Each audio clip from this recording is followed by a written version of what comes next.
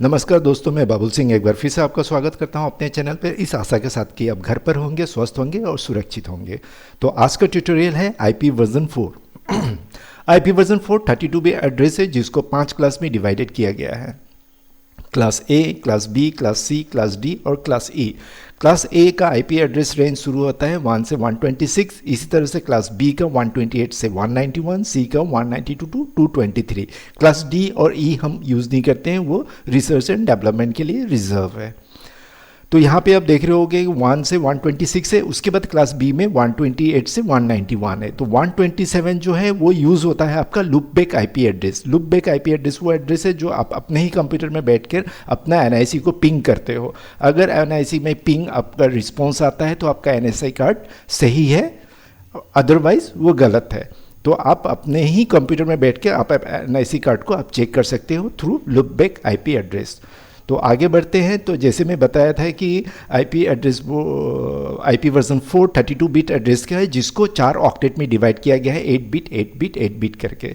तो यहाँ पे आपको स्क्रीन में नज़र आ रहा होगा 1111 8 बिट। अगर वो बाइनरी में है, अगर उसको हम डेसिमल में कन्वर्ट करें तो आपको मिल जाएगा 255.255.255.255। तो यहाँ पे एक चीज़ है दोस्तों कि क्लास ए में 1 से 126 है और इसका डिफ़ॉल्ट सबनेट मार्क्स है 255.0.0.0। तो 255 जो है वो आपका नेटवर्क के लिए है, बाकी 00 आपका होस्ट के लिए है। तो यहाँ पे पहला ऑक्टेट में आपका 1 से 126 है। अगर 126 को हम अगर बाइनरी में कन्वर्ट करेंगे तो आपको मिलेगा 7 बिट ओनली, यानी 11 जो लिखा हुआ है वो आप केवल 7 में तक आप कर पाओगे। सिंपली कहें तो 126 को आप बाइनरी में कन्वर्ट करोगे तो आपको 7 बिट मिलेगा। तो और बाकी जो 24 बिट बच जाता है 0.0. वो होस्ट के लिए है। तो यहाँ पे ये आप पता लगा सकते हो कि पहला जो बीट होगा, जो पहला जो ऑक्टेट होगा वो नेटवर्क के लिए है और बाकी जो लास्ट में जो 24 बिट बच जाता है आपका होस्ट के लिए है। तो इसको कैलकुलेशन करने के लिए जो फॉर्मूला है वो है 2⁻7 - 2। तो 2⁻7 होगा आपका 128 - 2 आपका पॉसिबल बनता है 126। तो ये -2 क्यों है? ये -2 इसीलिए है कि 2 आईपी एड्रेस हमें चाहिए, एक एनआईडी के लिए, एक बीआईडी के लिए। एनआईडी मतलब नेटवर्क आईडी, बीआईडी मतलब ब्रॉडकास्ट आईडी। अगर बाहर से कोई नेटवर्क आपका कंप्यूटर में या आपके नेटवर्क में कोई मैसेज भेजना चाहता है तो उसको उस नेटवर्क का एड्रेस चाहिए होगा। तो ये हो गया एनआईडी, जो बाहर से कोई भी एड्रेस आपके पास आता है। इसी तरह से अगर आपका नेटवर्क कोई डाटा बाहर के नेटवर्क में भेजना चाहता है तो उसको भी एक आईपी एड्रेस चाहिए होगा जिसको हम लोग ब्रॉडकास्ट आईडी बोलते हैं। तो इसीलिए -2 हो जाता है। तो यहाँ पे आप देख रहे हैं 2⁻7 - 2 128 - 2 126, यानी यहाँ पे नेटवर्क केवल 126 बनेगा। और होस्ट का जहाँ पे बात करते हैं तो 2⁻24 - 2, यानी आप यहाँ पे स्क्रीन में देख ही पा रहे हैं कि करीबन 1,67,77,216 - 2। एक सिंगल नेटवर्क में इतना कंप्यूटर आप लगा सकते हो अगर हम एक क्लास में कॉन्फ़िगर करें। तो इसी तरह से हम क्लास बी में आ जाते हैं। तो क्लास बी में जो है आपका पहला ऑक्टेट में रेंज शुरू होता है 128 से 191, यानी हम 128.10.0 से लेकर 191.254.0 दे सकते हैं, जिसका डिफ़ॉल्ट सबनेट मार्क्स होगा 255.255.0.20। तो 255 आपका नेटवर्क के लिए हो जाएगा और जो 0 होगा वो होस्ट के लिए होगा। तो मैं आपको फिर से एक बार बोलता हूँ, जो 0 होता है वो केवल होस्ट के लिए होता है और जो नंबर आता है वो नेटवर्क के लिए होता है। तो यहाँ पे 2 ऑक्टेट हो जाता है आपका नेटवर्क के लिए, बाकी 2 ऑक्टेट हो जाता है आपका होस्ट के लिए। तो यहाँ पे आप देख रहे होंगे नेटवर्क के लिए सिर्फ 14 बिट बचता है और बाकी है 16 बिट। तो 14 बिट इसलिए बच रहा है कि अगर हम 191 से 128 को माइनस करें तो हमें 63 मिलेगा।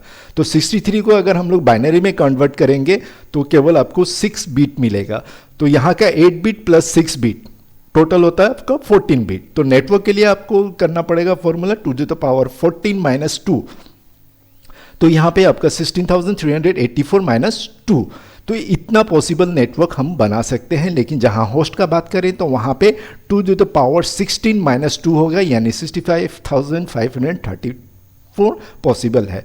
तो इसी तरह से हम आ जाते हैं क्लास सी में। क्लास सी का रेंज है 192 to 223 और इसका डिफॉल्ट सबनेट मार्क्स होगा 255.255.255। तो आप देख रहे होंगे यहाँ पे आपका करीबन 24 बीट आपका जो बन रहा है वो नेटवर्क के लिए बन रहा है, और बाकी जो 8 बीट बच रहा है वो होस्ट के लिए है। क्योंकि इसका आईपी एड्रेस रेंज शुरू होता है 192 से 223, तो इसका मतलब ये हो जाता है कि हमें पूरा बीट नहीं मिलेगा, 16 बीट यहाँ पे, और बाकी जो बीट बच जाता है तो तीनों को टोटल करेंगे तो हमको 21 बीट निकलता है, बिल्कुल जिस तरह से आपको बी क्लास में मैंने समझाया था। और बाकी केवल 8 बीट बच जाता है आपका होस्ट के लिए। तो नेटवर्क का अगर हम कैलकुलेट करते हैं तो 2⁻21 - 2, तो आप देख सकते हैं यहाँ पे नेटवर्क कितना ज़्यादा पॉसिबल है।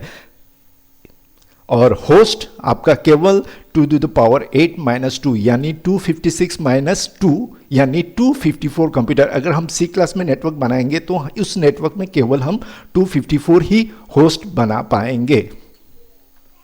तो जैसे कि बाहर का नेटवर्क जो वर्ल्ड वाइड नेटवर्क है, लेकिन जब हम किसी ऑफिस में बनाते हैं, अपने घर पे या ऑफिस में बनाते हैं, तो उसको हम लोग प्राइवेट आईपी नेटवर्क बोलते हैं।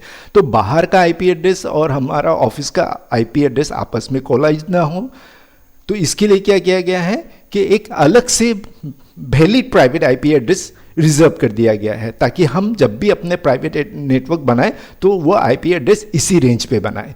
तो ए क्लास के लिए जो वैलिड प्राइवेट आईपी एड्रेस है वो 10.0.0. से लेकर 10.255.255.255 है। इसी तरह से बी क्लास में 172.16.0.02 से लेकर 172.131.255.255 है। और क्लास सी का बात करें तो 192.168.0.0 192.168.255। तो इसीलिए आप देख रहे होंगे नॉर्मली हम जब भी कोई आईपी एड्रेस देते हैं सी क्लास में तो हम 192.168 का ही रेंज लेते हैं। तो यही एक रीज़न है कि हमें एक वैलिड प्राइवेट एड्रेस चाहिए होगा, ताकि हमारा जो प्राइवेट है वो पब्लिक नेटवर्क के साथ कोलाइड ना हो।